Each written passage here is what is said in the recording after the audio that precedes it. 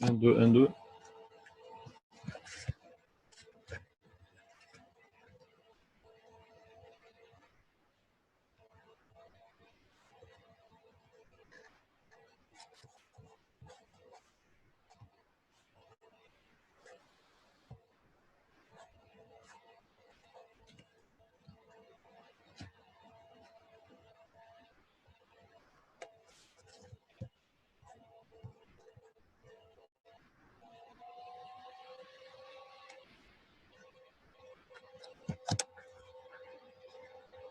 Alors bonjour tout le monde. Salam alaikum, et j'espère que vous vous portez bien dans ce confinement. Alors dans le webinaire d'aujourd'hui qui est consacré à la formation continue, on va aborder un sujet qui est très important et qui est toujours d'actualité. Et je vais essayer à travers ce webinaire de partager ma petite expérience en ce qui concerne la gestion du sourire gingival.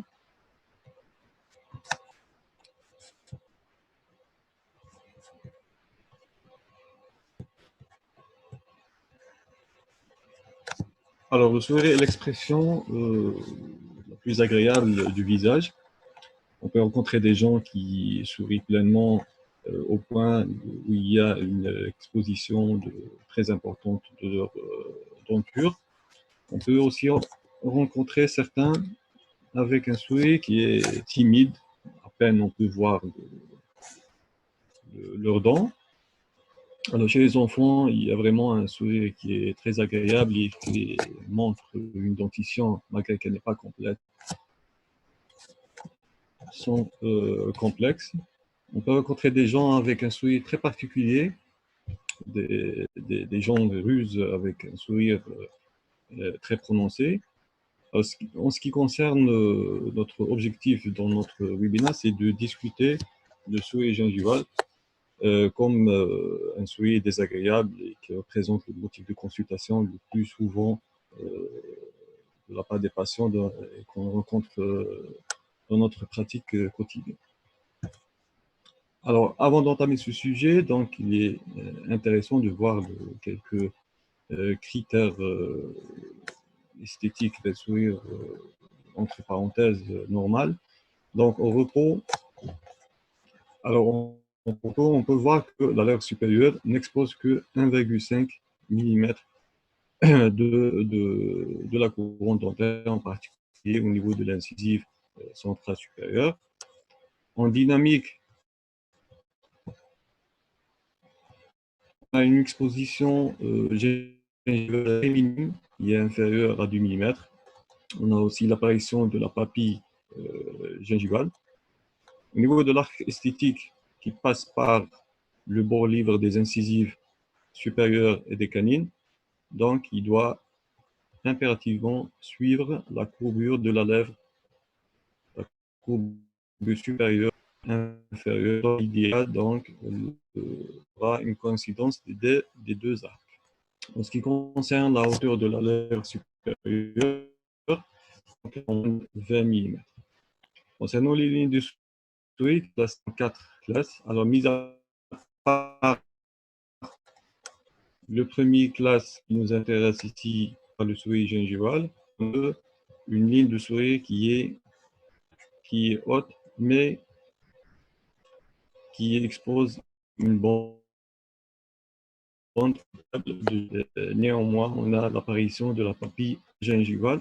Dans la classe 3, on a 64% des couronnes dentaires qui sont exposés. Et là aussi, on a l'apparition de l'exposition des papilles gingivales. En ce qui concerne la classe 4, on a une ligne de sourire qui est basse et on a moins de 50% d'exposition des couronnes dentaires.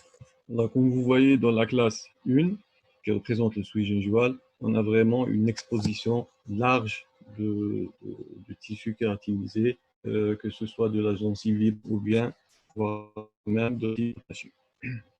Alors, sur le plan dentogingival, les critères esthétiques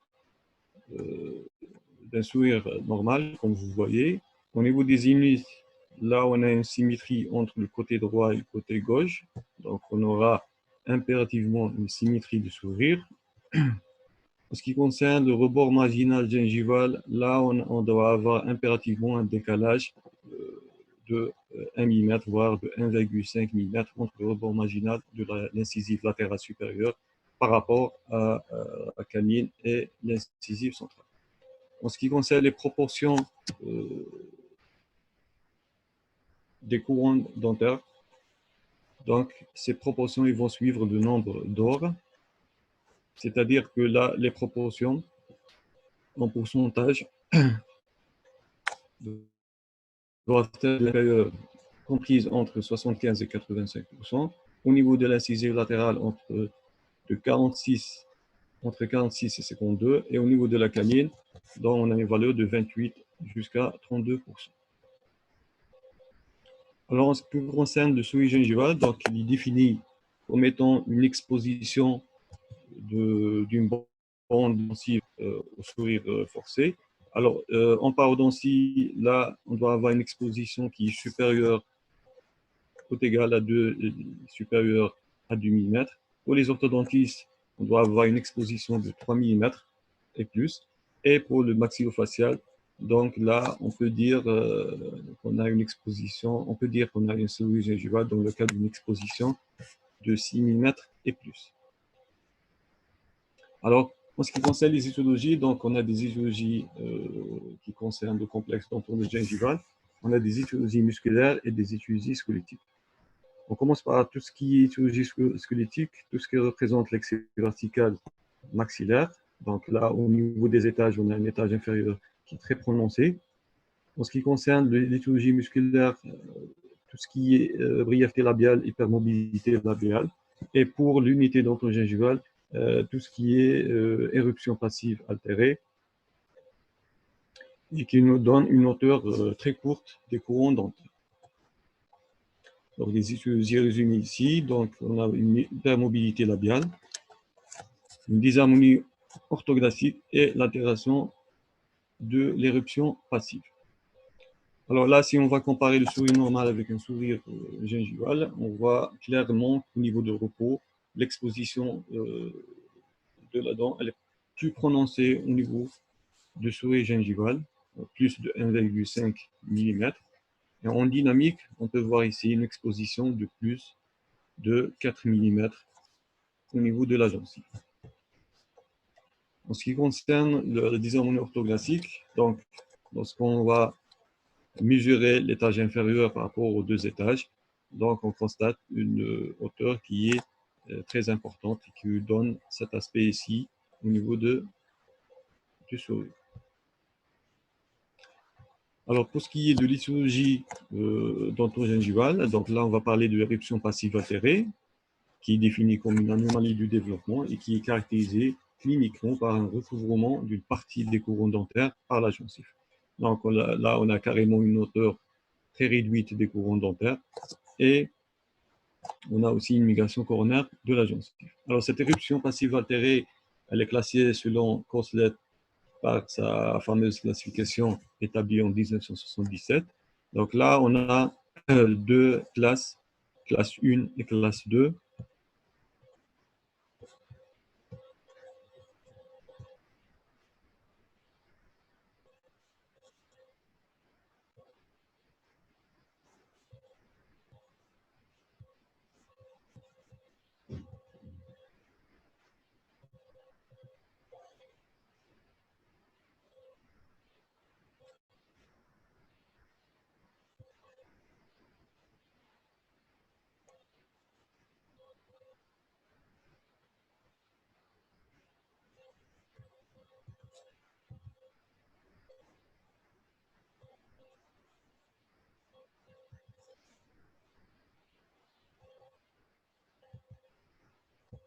Donc, on a cette classification de Korslet divisée en deux classes, classe 1 et classe 2. Alors, comme vous voyez, au niveau de la classe 1, on a une hauteur suffisante de gencive kératiniser. Bien sûr, on aura toujours une migration coronaire de la gencive libre sur cette partie coronaire qui le recouvre. En ce qui concerne les sous-types, on a les sous-types A et le sous-type B. Donc, ces sous-types sont liés à la position de la crête osseuse par rapport à la jonction émail-sément. Dans le sous-type A, on a une distance qui est conservée entre la crête osseuse et la jonction émail-sément. Mais pour le sous-type B, comme vous voyez, on a une coïncidence entre la position de la crête osseuse avec la jonction émail-sément.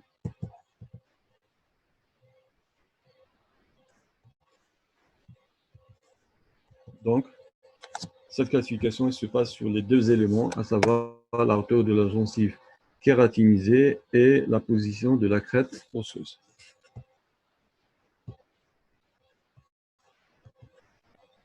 Cette photo illustre parfaitement cette classification et à travers l'analyse de cette classification, cela nous va permettre de choisir telle ou telle technique chirurgicale utilisée pour traiter cette anomalie.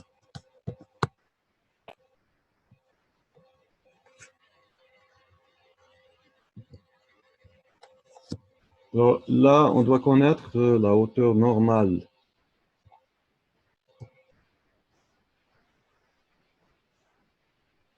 Là, on doit connaître la hauteur normale des dents supérieures, à savoir les incisives centrales, latérales et canines, et aussi prémolaires, pour juger l'insuffisance de la hauteur de la couronne dentaire.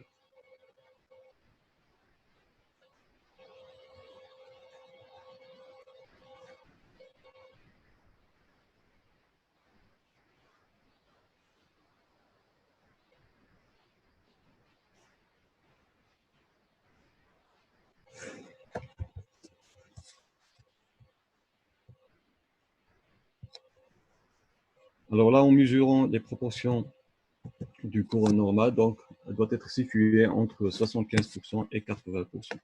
Donc, ce pourcentage, il est obtenu division de la largeur sur la longueur fois 100. Donc, on aura le pourcentage et la proportion de chaque couronne des dents antérieures. Alors, dans le cas d'une éruption passive altérieure, on aura une hauteur qui est très réduite de la couronne. Donc, vous voyez là, si on divise la largeur sur la longueur, on aura un pourcentage qui dépasse les 80%. Donc là, on est dans le cas d'une éruption passive altérée, tout en gardant à l'esprit que là, on doit faire le diagnostic différentiel avec tout ce qui est abrasion des dents. Donc les dents doivent être intactes. Il n'y a pas il n'y a pas d'abrasion au niveau des bords libres. Sinon, là, on va entrer dans notre diagnostic.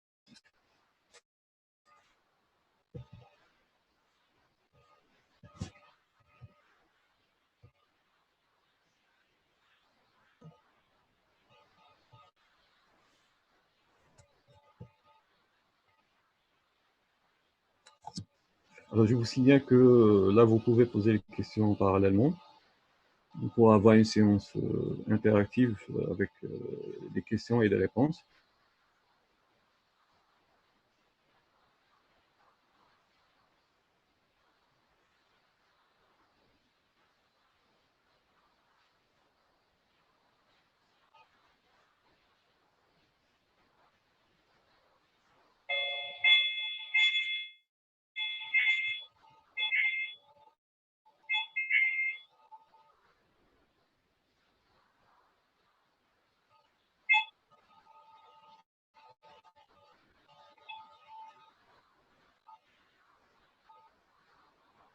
Je ne sais pas si le son est toujours là.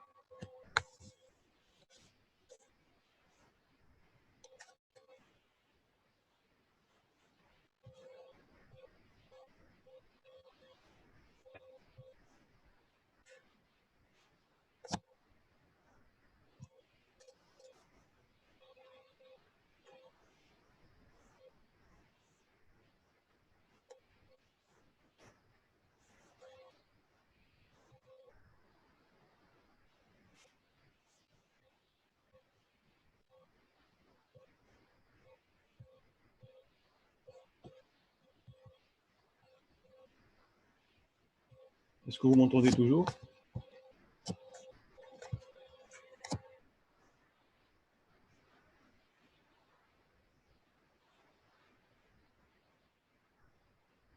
Ok, donc on va continuer avec le diagnostic.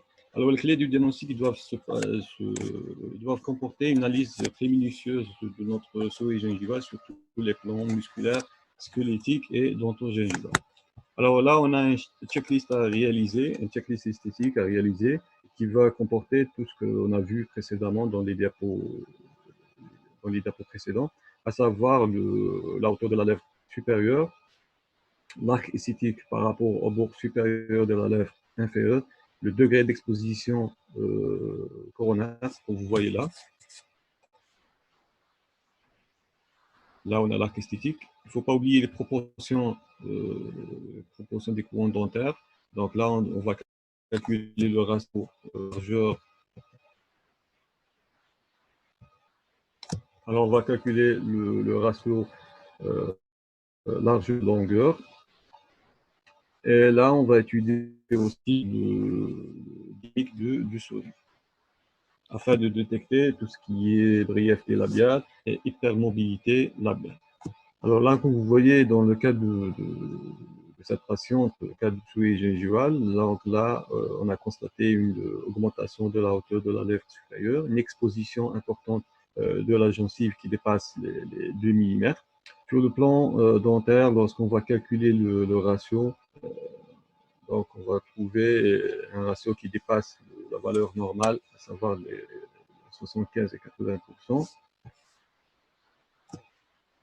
On doit évaluer également l'espace biologique parce que lorsqu'on parle de migration coronaire, effectivement, on va parler d'un espace biologique qui est altéré. Donc, comme vous le savez, c'est tout espace qui comprend les deux systèmes d'attache, à savoir le système d'attache épithéliale et le système d'attache conjonctive, avec une valeur globale de 2,04. Là, il est intéressant aussi d'utiliser le sondage osseux, bien sûr, sous anesthésie, afin d'évaluer la position de la crête par rapport à la jonction et évacuement. Et ça va donner aussi une idée sur le phénotype gingival qui va jouer un rôle aussi décisif dans la planification. Les examens complémentaires sont aussi indiqués. Comme vous savez, la radio panoramique, elle est toujours de règle. On prend aussi les clichés rétroalvéolaires lorsqu'on donc là, vous voyez un cliché rétroalvéolaire qui pris au moment du sondage osseux, et là, on voit très bien que la position de la crête osseuse, elle est au niveau de la jonction émaciement, qui nous confirme le diagnostic de l'éruption passive alterne. On peut aller plus loin dans les examens complémentaires. On peut demander les combines qui vont nous donner des images qui sont très claires. Vous voyez, que ce soit au niveau de la position de la crête par rapport à la jonction et l'ascendant, et aussi un élément qui est très intéressant, c'est cette angulation de la partie squelettique par rapport à la partie alvéolaire qui va nous donner aussi une idée sur la composante labiale. On peut aussi utiliser le travail qui va nous donner davantage au diagnostic, mais aussi sur le plan thérapeutique, parce que sur ces modèles de travail, on peut réaliser des guides chirurgicaux qui nous aident dans notre intervention chirurgicale. On peut aussi réaliser nous-mêmes sans avoir le recours aux logiciels qui sont très sophistiqués, très compliqués, mais aussi très chers. On peut utiliser soit le Keynote, soit le PowerPoint pour réaliser nos propres simulations. Donc là, comme vous voyez, j'ai réalisé sur cette patiente une simulation pour son cas de souris gingivale. Et bien sûr, cette simulation, elle va aussi jouer le rôle de communication avec le patient. Il peut, à travers cette simulation, voir le résultat final. Alors, on peut aussi réaliser, comme je vous ai dit, un guide chirurgical à partir de la simulation réalisée sur PC. Et là, ça va nous aider de directement pratiquer nos incisions au niveau de tissus superficiels. la technologie aussi nous rend un grand service dans le diagnostic et aussi dans la planification chirurgicale. Donc là, ce guide chirurgical, il est réalisé directement avec un logiciel et une impression en 3D. Alors, en recueillant toutes ces données cliniques et les données des examens complémentaires, donc réfléchir au choix thérapeutique. Et cette réflexion, bien sûr, doit être bien précise et bien menée.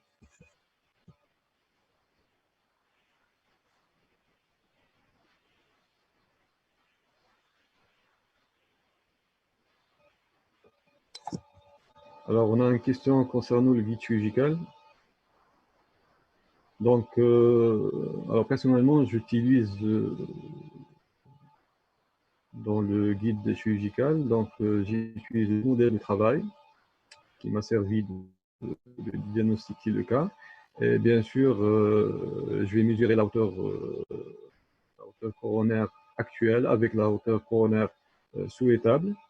Je dessine, je vous montre. Je prends par exemple un modèle comme celui-ci, j'effectue mes mesures, je dessine. Donc là, on a le rebord gingival. On veut l'avoir après chirurgie. Là, c'est le niveau osseux. Et sur ce modèle, qui est très simple, avec un dessin qui est très simple, donc on utilise une plaque thermoformable et on va réaliser la gouttière qu'on réalisera habituellement dans le cas de bruxisme ou bien dans le cas de blanchiment dentaire. Et là, ce qu'il faut effectuer, c'est seulement couper à ce niveau-là et laisser la partie dentaire exposée. C'est vrai que ce n'est pas vraiment très fini comme travail, comme gouttière, mais puisqu'on n'a pas les moyens technologiques actuels, donc on peut un petit peu se débrouiller avec nos propres moyens, nos modestes moyens pour réaliser ce guide chirurgical.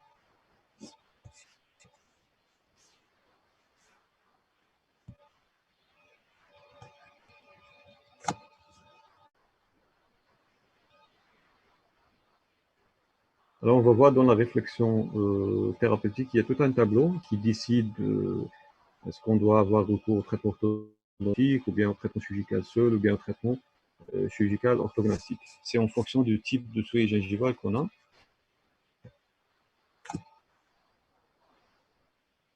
Alors, ce tableau il va illustrer les différents types de souris gingivales et qu'est-ce qu'on doit adopter comme moyen thérapeutique.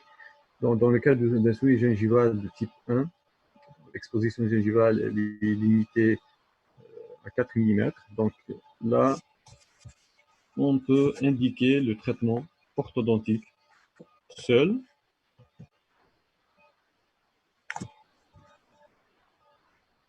avec des mouvements d'intrusion. Bien sûr, là, s'il n'y a pas de problème d'éruption passive altérée, sinon, si on a une éruption passive altérée qui consiste une des étiologies de ce souris gingival, donc là, on est obligé aussi d'indiquer la chirurgie parodontale. Donc là, soit on utilise le traitement orthodontique seul, soit on associe le traitement orthodontique avec le traitement chirurgical. Sinon, carrément, on va choisir le traitement chirurgical avec une des techniques de dentisterie adhésive, ou bien de la dentisterie, ou bien de l'installation prothétique fixe.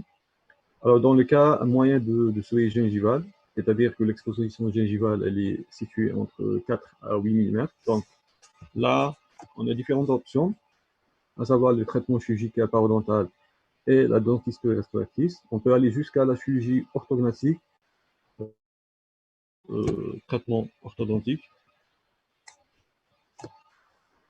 Dans le cas sévère de souris gingivale, c'est-à-dire que lorsque l'exposition gingivale elle est de 8 mm et plus, donc là, la chirurgie orthognathique elle est prioritaire, sauf si, bien sûr, le patient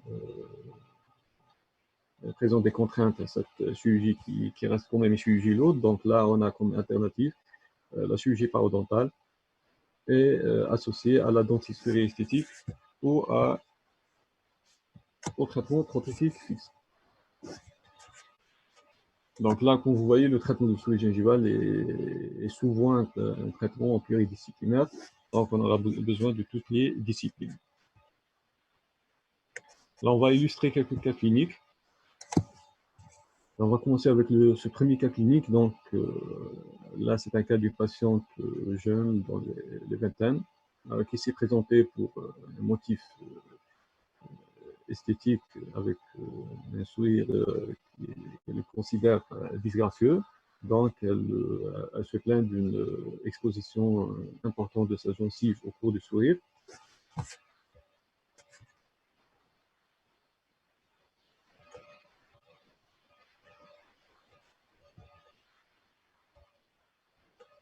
Alors, on a les différentes photos des différents côtés, le côté droit, le côté gauche.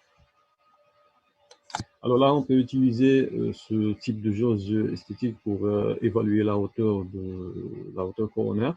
Donc, cette jauge elle est codée par des couleurs. Là, par exemple, on a ce code rouge. Donc là, on peut constater que le rebord marginal gingival il est inférieur à ce code rouge, ce qui signifie que la hauteur coronaire elle est réduite. Alors là, on a indiqué la chirurgie parodontale d'élongation coronaire esthétique.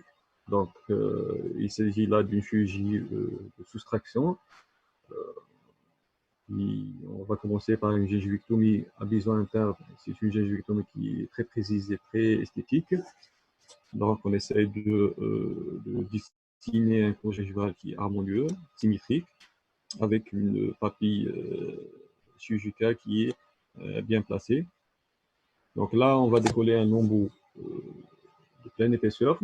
Alors, ce qu'on constate ici, par exemple, au niveau de la 21, que la crête osseuse va se situer au niveau de la jonction émail-ciment, ce qui va donner une éruption passive de classe 1, parce que la hauteur gingivale est suffisante, et de type B, parce que la crête se situe au niveau de la jonction émail-ciment. Donc là, on est obligé de pratiquer une ostéotomie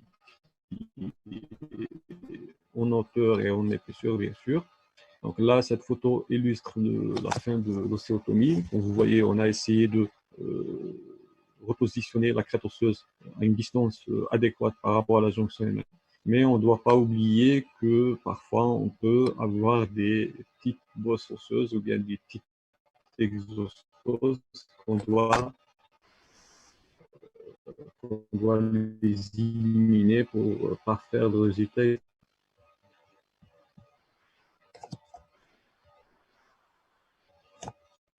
Alors, concernant cette jauge esthétique,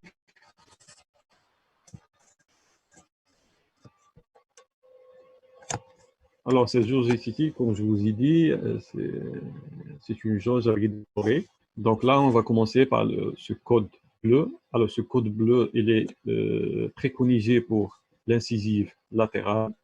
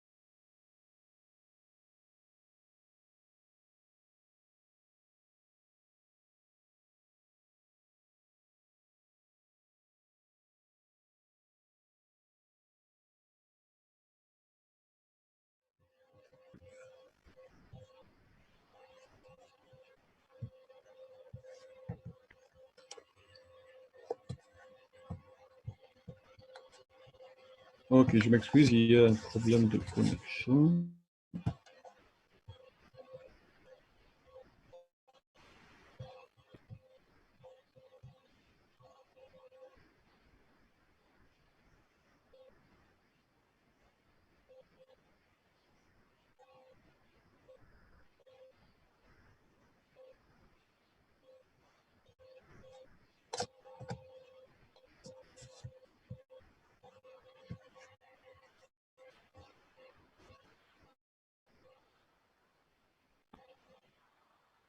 Alors, je vais répéter en ce qui concerne cette jauge.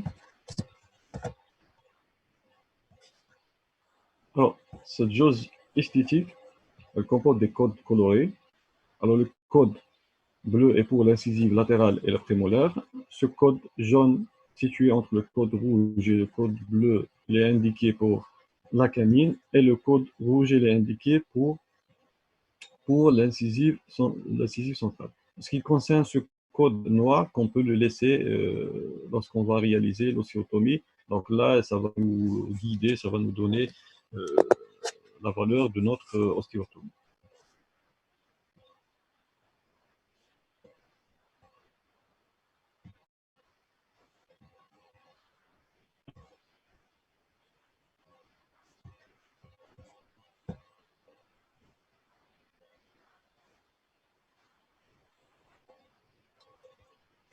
Alors, on a dit qu'au cours de l'intervention, on va pratiquer une gingivectomie esthétique.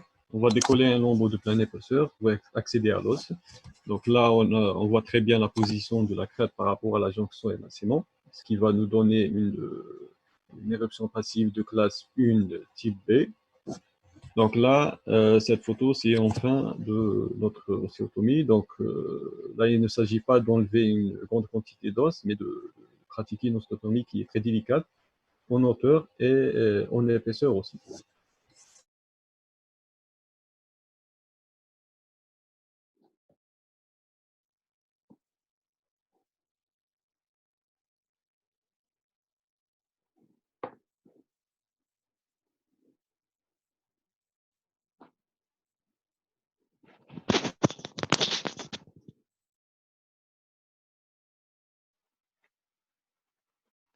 Est-ce que vous m'entendez?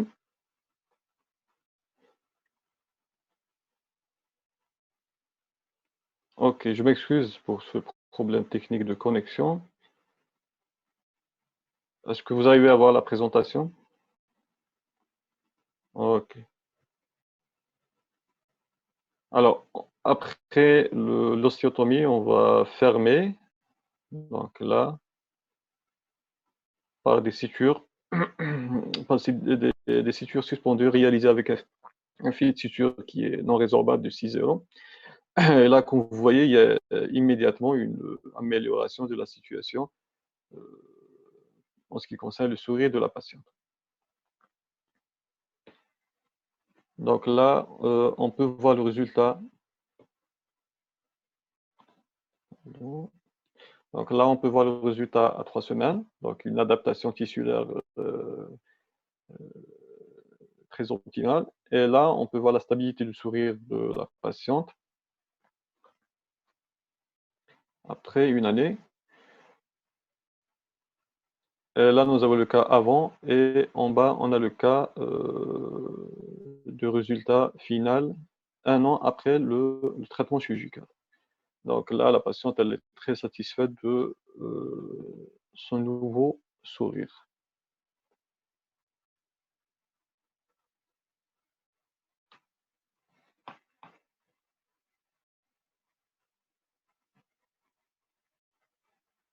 Est-ce que c'est clair pour la photo?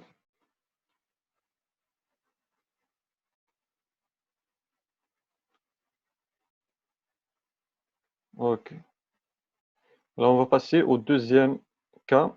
Donc là, la même chose, la patiente elle s'est présentée pour un motif esthétique.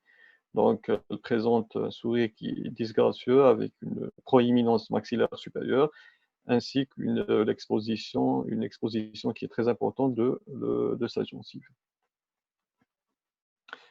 Alors là, une technique qui est très intéressante, qui peut donner aussi un résultat très satisfaisant en ce qui concerne le traitement du souris gingival. C'est la technique de repositionnement labial qui a été décrite, vous voyez sur cet article, afin de régler ce problème sans avoir recours au traitement chirurgical orthognathique. Alors, pour notre cas, donc, on a constaté une hypermobilité labiale avec une proportion coronaire qui est très réduite, ce qui va nous donner un diagnostic d'une éruption passive altérée associée à une brièveté labiale. Donc là, comme je vous ai dit, on peut réaliser nous-mêmes une simulation. Donc là, c'est une simulation pré-chirurgicale en ce qui concerne l'intervention qui se pratique au niveau labial et l'intervention qui se pratique au niveau parodontal.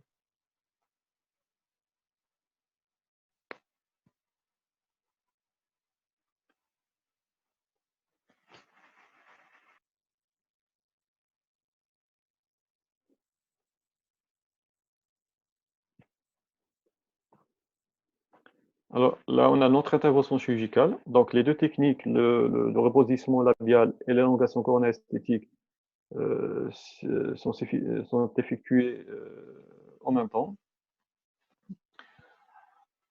Donc là, je vous montre la technique du repositionnement labial. Donc là, il s'agit d'une excision au niveau de la muqueuse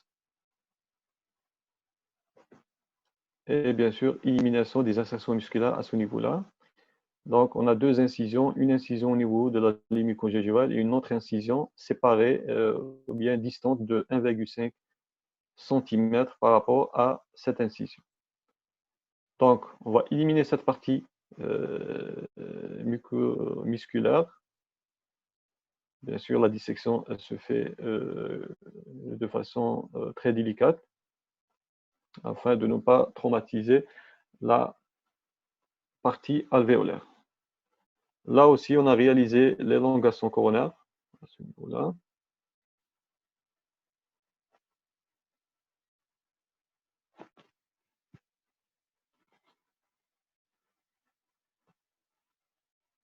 Et là, on a un résultat à 1 an post-op. Donc là, on a une amélioration très marquée au niveau du sourire de la patiente. Un troisième cas, alors, ça, c'est une patiente qui s'est présentée avec son traitement orthodontique et l'orthodontiste me l'avait orienté pour une éventuelle correction chirurgicale de son sourire gingival. Bien sûr, comme on a dit,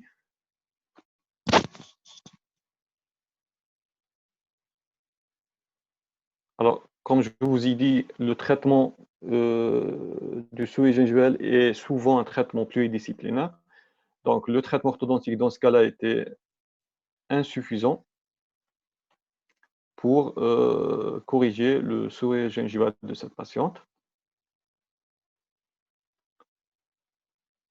On a constaté aussi que la patiente présente une éruption passive altérée, vu la hauteur très réduite de la couronne dentaire.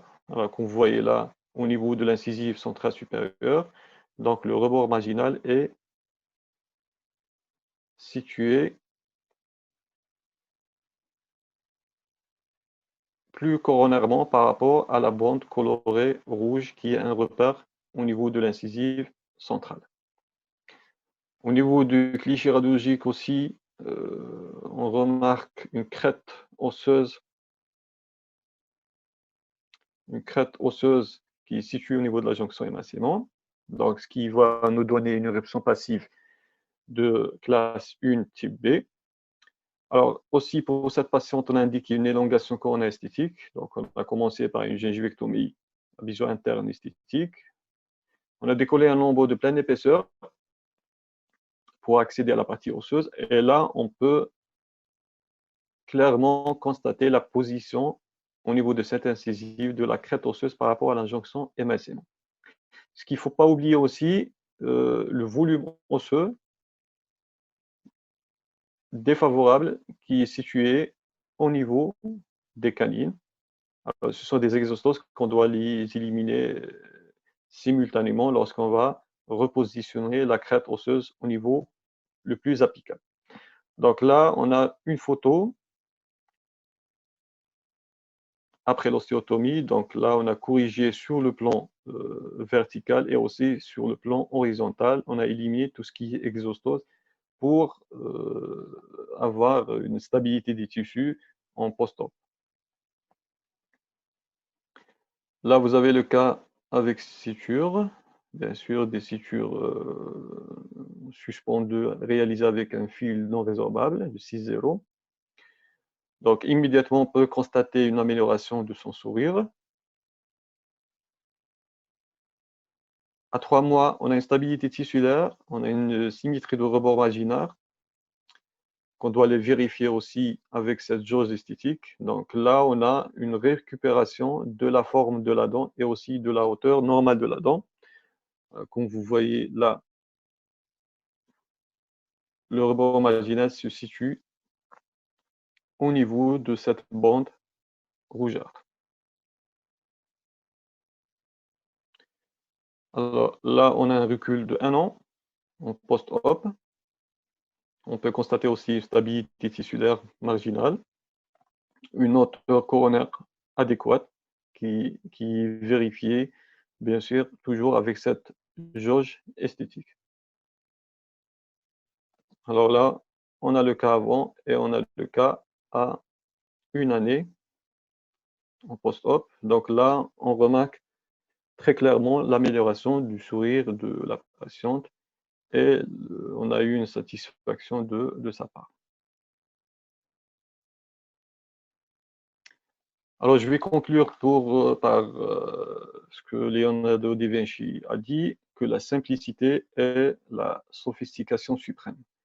Ça veut dire que là, dans les cas du sourire gingival, on n'est pas obligé de planifier un traitement qui est compliqué.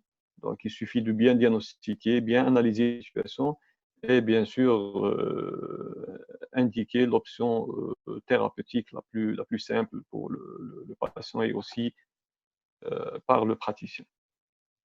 Donc, je vous remercie pour votre attention. Et là, si vous avez des questions, on va essayer de les répondre.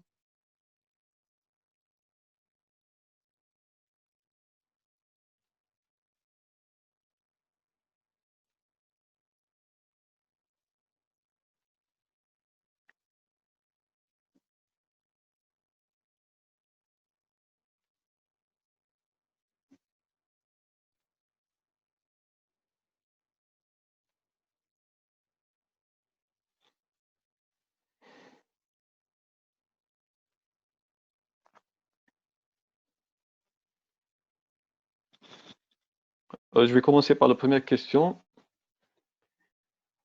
Combien doit être la distance entre le zénith gingival et le bord inférieur de la lèvre supérieure?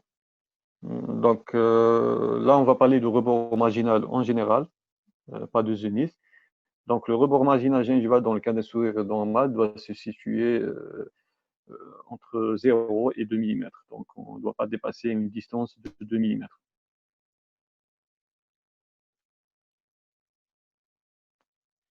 Deuxième question, quand est-ce qu'on est obligé d'ajouter un raccourcissement labial à l'élongation?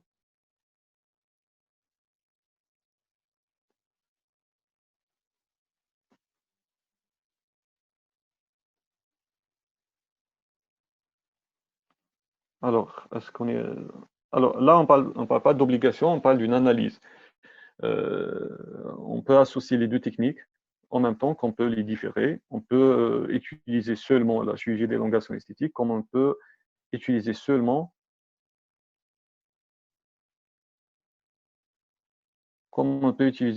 la technique de reposition labiale. Tout dépend le cas. Si on a une association des histologies, donc on doit indiquer des chirurgies qui vont supprimer ces histologies.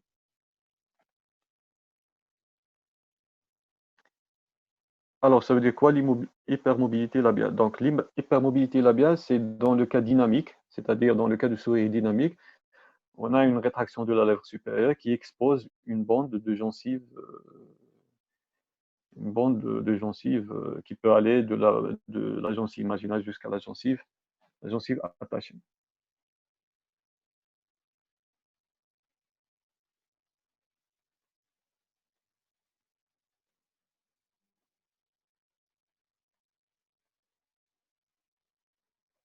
Alors, une autre question concernant les patients diabétiques. Quelles précautions à prendre? Alors, comme tout acte, comme toute chirurgie, si le patient il est équilibré, donc on n'a pas de problème. Ce qu'il faut savoir, c'est qu'on doit éliminer tout ce qui est foyer infectieux. Ça, c'est obligatoire avant la chirurgie. Avoir un contact avec son médecin, bien sûr, qu'on doit expliquer ce qu'on va faire. Et bien sûr, si tout est équilibré, donc là, on peut indiquer cette chirurgie. Bien sûr, le patient doit être mis sous antibiotiques, de préférence la veille de la chirurgie. Il peut poursuivre son traitement antibiotique même en post-op. Alors, les critères de souris gingivale. Donc, on a un souris gingival si on a une exposition de plus de 2 mm.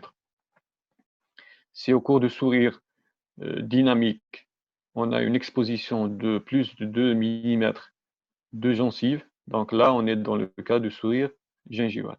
Et là, ça va dépendre aussi de l'étiologie de ce sourire gingival. Aussi, lorsque le sourire il est au repos, si on voit que la lèvre supérieure expose plus de 1,5 mm de la couronne dentaire, donc là, on peut aussi parler d'un cas de sourire gingival. Une autre question sur l'éruption passive altérée inclut uniquement un problème.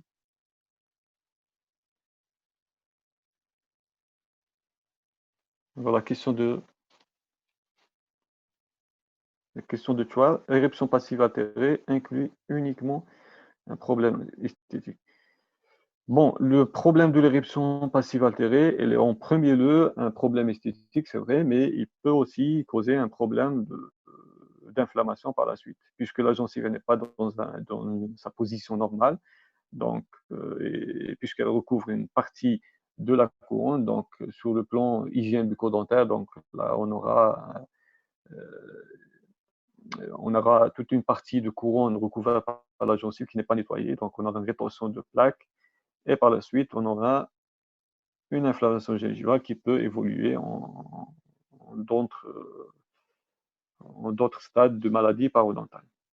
Donc c'est en même temps esthétique, mais aussi biologique.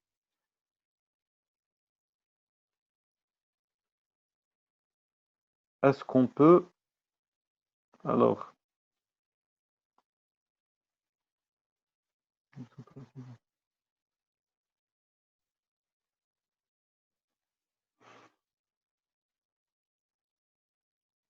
après je vais vous envoyer le support concernant le tableau de la décision thérapeutique.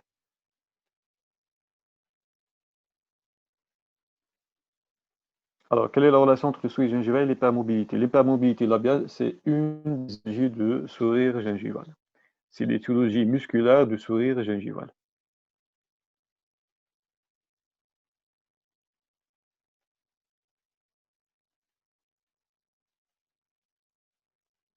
Alors, concernant le laser, bon, je n'ai pas une expérience en utilisant le laser. Je suis toujours du genre très classique. J'utilise ma bistouri. Bien sûr, même si vous utilisez le laser, vous êtes obligé de pratiquer la chirurgie. C'est pas parce qu'on utilise le laser qu'on est dans le cas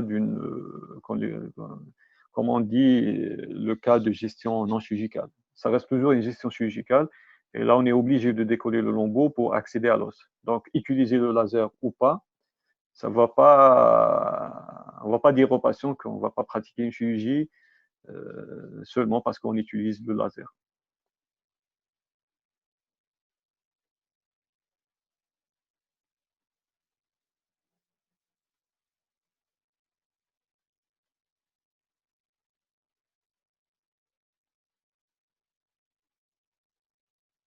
Alors, tout ce qui concerne la mobilité excessive de la lèvre supérieure et la présence d'une lèvre fine. Alors, à notre niveau, on peut réaliser le repositionnement labial, mais dans certains cas, si la périphérique musculaire elle est vraiment contractée, donc là, on peut avoir recours à l'utilisation de Botox. Ça, c'est tout ce qui concerne la médecine esthétique.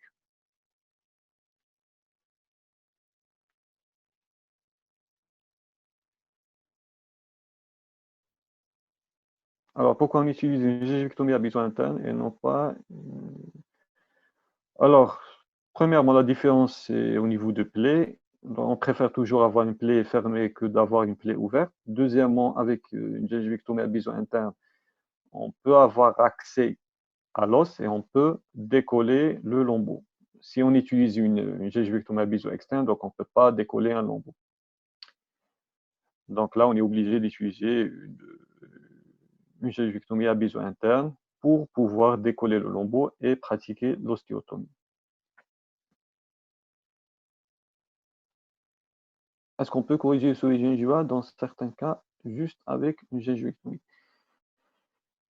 Une gingivectomie seule, sans ostéotomie, oui, mais c'est des cas qui sont rares.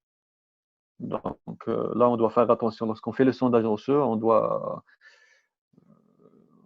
s'assurer que la crête osseuse elle est à son niveau. On doit s'assurer aussi qu'il n'y a pas d'exostose qui pose un problème esthétique aussi. Donc, dans ce cas-là, on peut utiliser seulement une gingivectomie.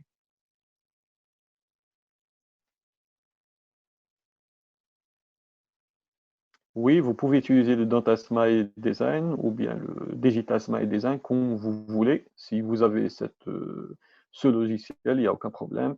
Mais en ce qui me concerne, j'aime toujours utiliser ce qui est simple et ce qui est maîtrisable pour réaliser la simulation.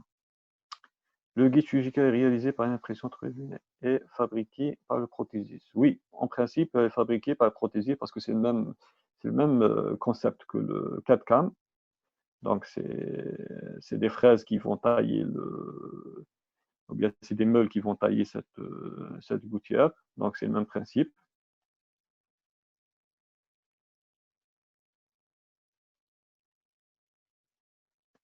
Alors, la matière, c'est toujours une matière thermoplastique. Et sinon, en ce qui concerne l'impression, en ce qui concerne l'impression 3D, donc c'est en quelque sorte une matière résineuse qui les utilise pour réaliser le guide chirurgical par la pression 3D. Le sondage osseux, comment on fait? Donc, on va réaliser une anesthésie au niveau de la dent. On prend une sonde qui est fine à extrémité mousse et on va l'introduire au maximum. Là où on va rencontrer une résistance, automatiquement, on est dans le cas on est face de notre corticale osseuse.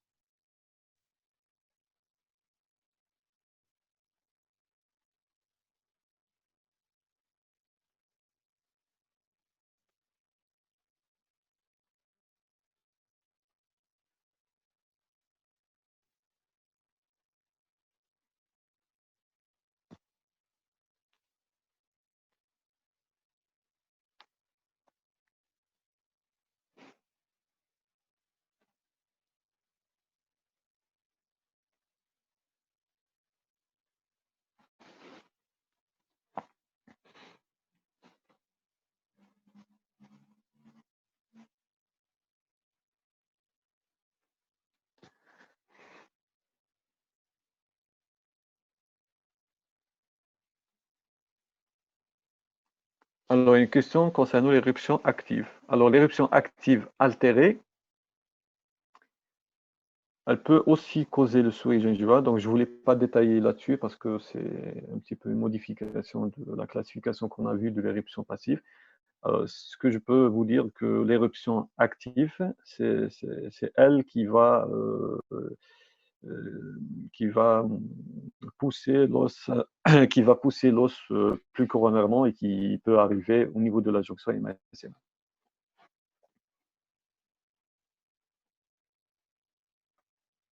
Et l'éruption passive altérée, c'est surtout au niveau gingival, donc la gencive va migrer coronairement, ce qui va donner une hauteur coronaire qui est réduite. Quelles sont les complications les plus rencontrées? Complications au niveau de l'éruption, au niveau de l'élongation coronaire esthétique.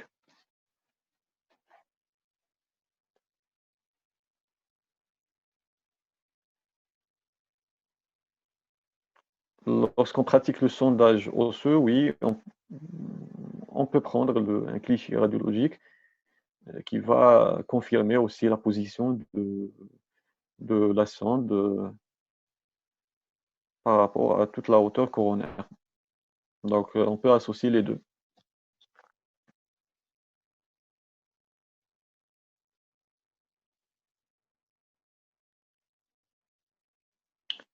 Alors, les complications, ben, bien sûr, si la chirurgie elle est bien réalisée, elle est bien planifiée, en principe, il n'y a pas de complications, sauf les complications habituelles au cours de la chirurgie, en post-op. Donc, ça, c'est beaucoup plus le non-respect des conseils post-opératoires de la part du patient. Et sinon, sur le plan technique chirurgicale, donc c'est une technique qui est garantie si bien sûr elle est pratiquée dans de meilleures conditions.